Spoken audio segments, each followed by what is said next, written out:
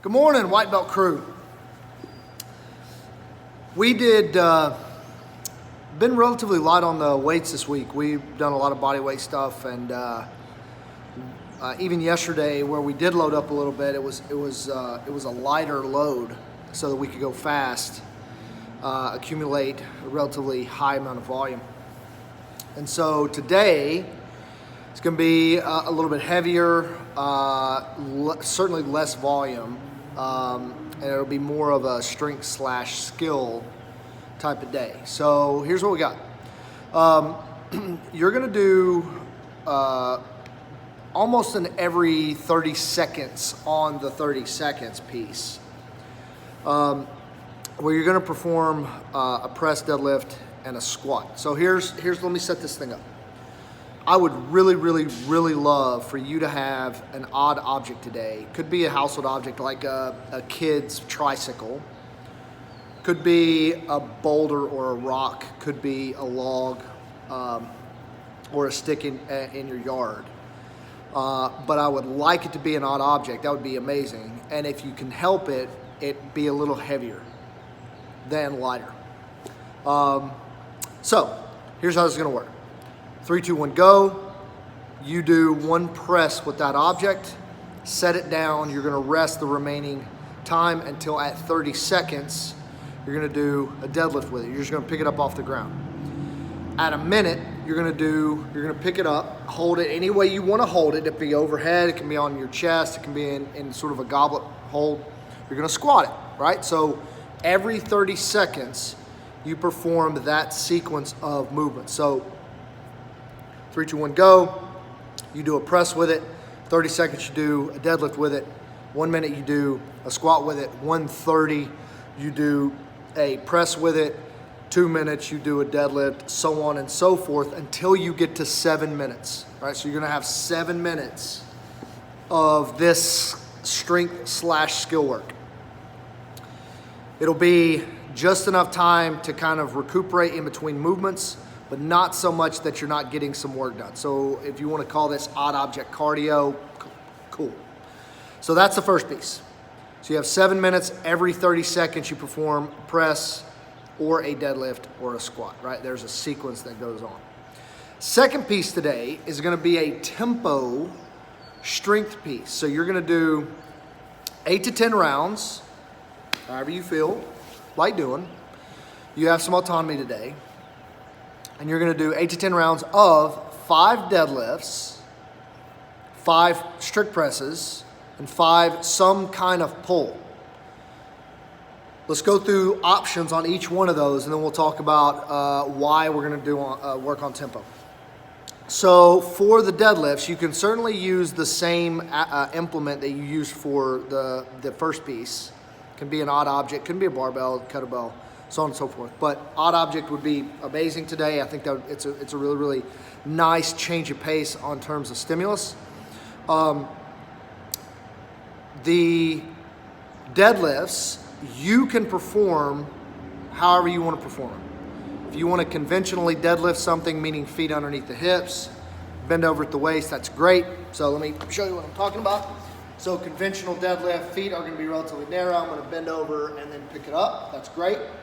If you want to use a sumo stance, so you have a boulder on the ground and you have to get a little bit lower in order to pick this up, you can go a little bit wider with a little sumo stance and then pick it up. That's great too.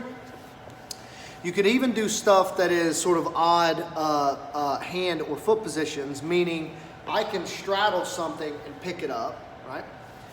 But ultimately, the point of changing all of those positions is you should be able to learn how to create first principle movements in weird positions.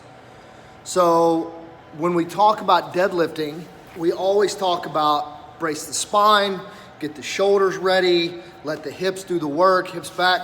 Well, those same principles should be, you should be able to execute those same principles even when you're in a weird position.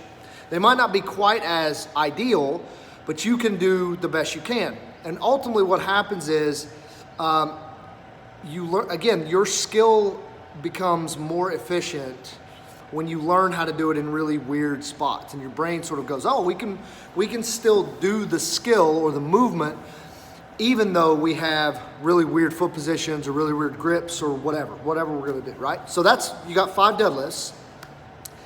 Then you have 5 presses. Same thing, overhead with any implement that you got.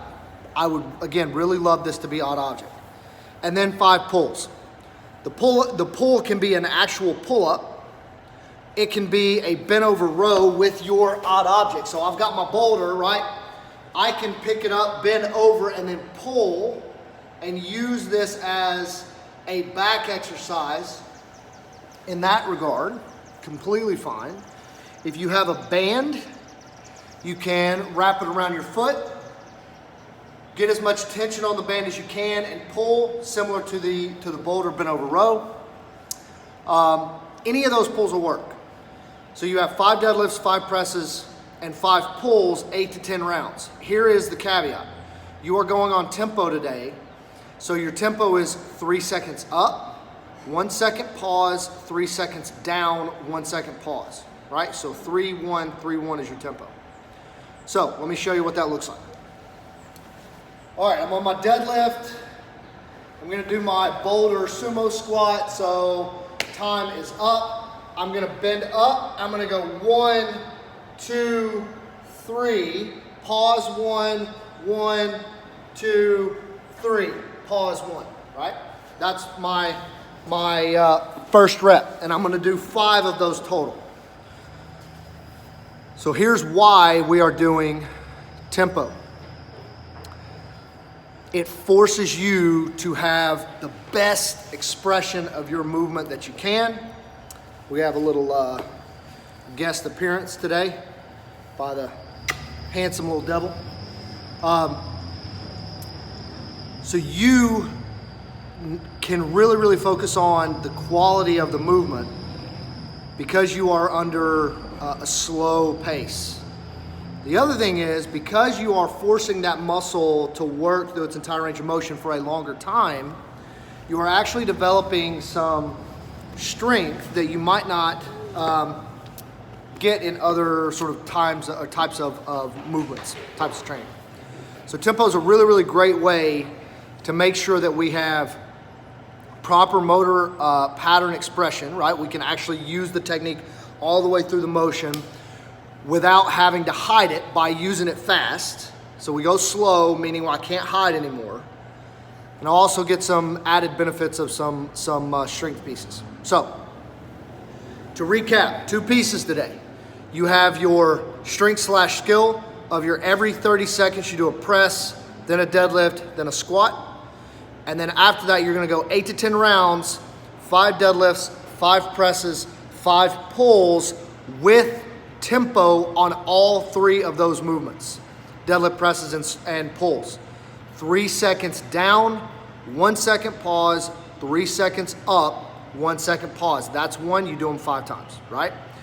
So, a little bit different stimulus today. We're not going fast, we're not going light. We're gonna go a little heavier, and we're gonna go a little bit weird in terms of our foot positions and hands and grips. First principles matter. Create the best position you got, and have fun. Yeah, we'll catch you next time.